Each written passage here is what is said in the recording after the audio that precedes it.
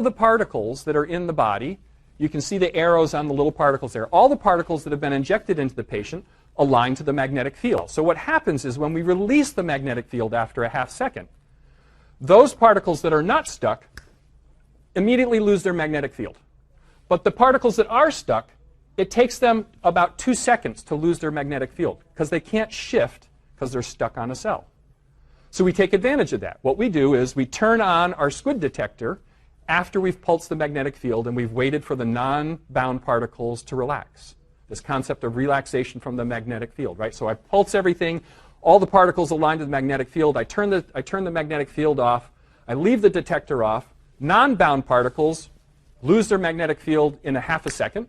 And all the particles that are stuck to cancer cells now lose their magnetic field, relax over the course of 2 seconds when I turn my detector on. And because we have an ultra-sensitive detector, I can measure that magnetic field. What's really nice about this, if you've ever worked in anything related to sensor detection, is the concept of signal to noise, right? How do I separate the signal I'm looking for from the noise that's going on?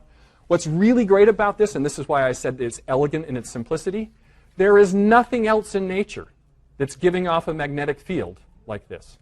No bone, no tissue, nothing. So when I pulse the magnetic field and I release it, and if I wait that half a second, the only thing that's giving off a magnetic field are those particles stuck to cells that are slowly relaxing from their magnetized state. So I know I'm getting pure signal. All the background noise of everything else is gone. That's why we're so sensitive. That's why we can detect down to under 100,000 cells, because nothing else is giving off a magnetic signal during that measurement period. We have a patent on this. Our patent now is in the US, Japan, China, a couple of smaller countries, and we're pending on the release from the EU.